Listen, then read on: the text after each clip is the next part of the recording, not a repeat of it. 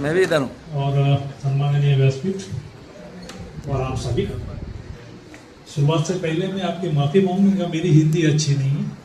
हिंदी फिल्में मैं कोशिश कर रहा हूँ इनके संगत में रह के। मेरा जन्म भी वाड़िया में हुआ था, पहली सांस ही मैंने वाड़िया में ली, मुंबई के लिए, और तभी से आज तक मुंबई में हूँ। और हम लोग जो जन्म लेते मुंबई में, यही पले पलते बड़े होते हैं ना, हमें एक बात की कमी हमेशा महसूस होती है कि हमें बाहर की आवाज ज्यादा लगती नहीं, क्योंकि कहीं जाना ही नहीं पड़ता है किसी चीज के, इसलिए हिंदी भाषा में थोड़ा कमजोर हूँ। राजेश जी बता रहे इतना कुछ नहीं है। मैंने 12-13 साल से मैं मुंबई शहर पे अभ्यास कर रहा हूँ। मैंने बैंक की नौकरी छोड़ी है, उसके लिए मैं बाद में बताता हूँ आपको। मेरी पत्नी मेरे साथ में खड़ी रही, जो म्यूनसिपल कॉरपोरेशन में खड़ी नौकरी करती थी, और उसने मुझे सपोर्ट किया। इसके लिए मैं 12-13 साल से सिर्फ स्टडी कर रहा हूँ। मुंबई शहर ये मेरा पैशन है, मेरा जुनून है, मेरा सांस है।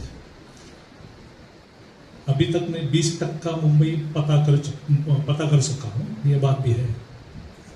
हम लोग जो मुंबई समझते हैं, जो साउथ मुंबई समझते हैं, और किसी मेहमान को बताने के लिए मुंबई बताना है तो हम लोग साउथ मुंबई में आते हैं।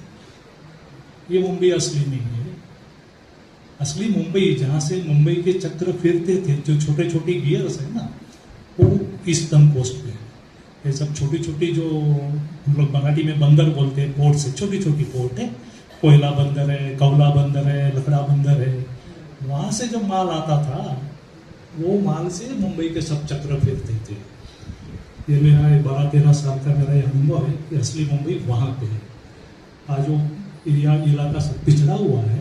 हम लोग जो व्हाइट कॉलर लोग हैं, हम लोग जाने को मतलब सोचते भी नहीं, हम लोग, हमारे दिमाग में भी नहीं आता।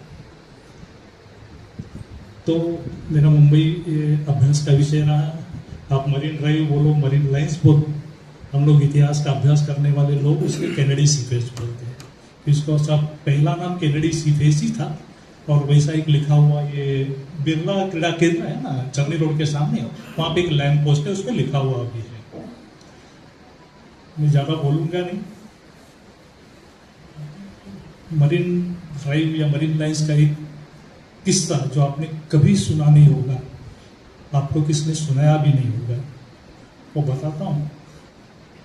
ये जो भाईकला का रानी बाग है, अभी नाम उसका वीर माता जीजाबाई बोटेनिकल गार्डन ऐसा कुछ है, उसमें जो जू है, वो जू की शुरुआत 1863 में हुई थी। कोई ब्रिटिश अधिकारी कोई बाहर गया था, वहां से कुछ पंछी की जोड़ी लाया था, उन्होंने मतलब दे दी कि आप रखो इसको करके। वहां से शुरुआत हुई थी जू की। वो बढ़ते बढ़ते इतनी बढ़ गई कि वो संभालना मुश्किल हो गया, क्योंकि तभी वो म्यूनसिपैलिटी के अंदर नहीं था। म्यूनसिपैलिटी मदद कर रही थी, लेकिन उसके अंदर नहीं था। गवर्नमेंट थोड़ी मदद कर रही थी, लेकिन वो प्राणियों को रखना, उनका खाना पीना, उनकी दवाइयाँ, ये सब मुश्किल हो रहा था। तभी वो जू 1888 में Bombay natural history society, BNHS अभी भी है, उन्होंने एक प्रस्ताव दिया था म्यूनसिपल कॉर्पोरेशन को कि ये जू हम लोग मरीन ड्राइव पे ले जाते हैं। उसकी जगह भी फिक्स हुई थी, उसके ऊपर काफी चर्चा हुई, विरोध हुआ, प्रतिरोध हुआ म्यूनसिपल कॉर्पोरेशन की मीटिंग में।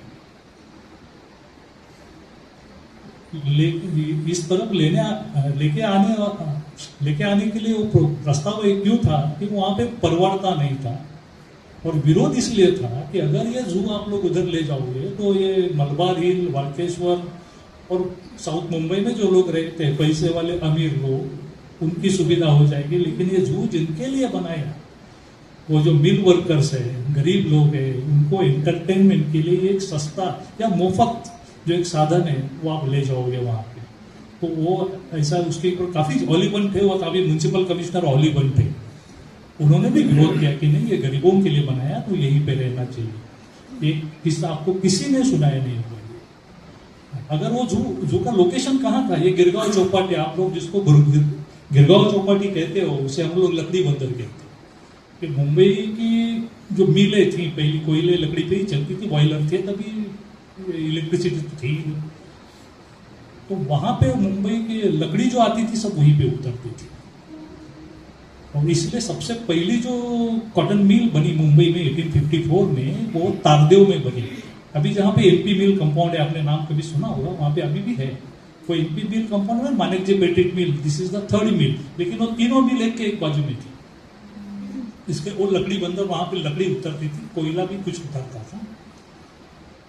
तो बराबर उसके सामने, जहां से हम लोग अभी ये रोड से जाएंगे तो पेडर रोड के लिए हम लोग विल्सन कॉलेज के आगे दहीने मुड़ते हैं, सामने एक छोटा सा गार्डन है, देखिए महिंद्रा का, या अभी मेरे को याद नहीं है, लेकिन सामने गार्डन है, सिग्नल के बिल्कुल सामने वो जगह थी जहाँ पे वो जू आने वाला था। अभी थोड़ी सी कल्पना शक्ति आप अपने नजर के सामने लाइए, उधर जू होता था, क्या होता था।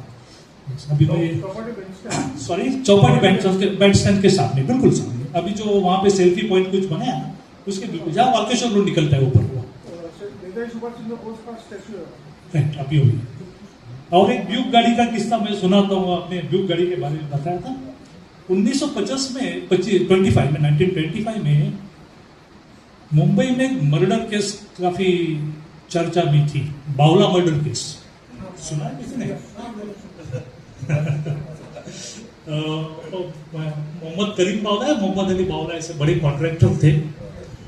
और होलकर, तुकोजीराव होलकर बोले तो ये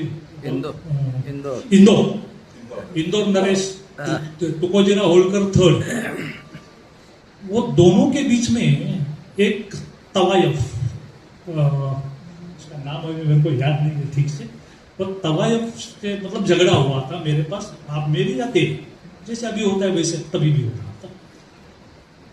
तो उसके मर्डर कहाँ हुई?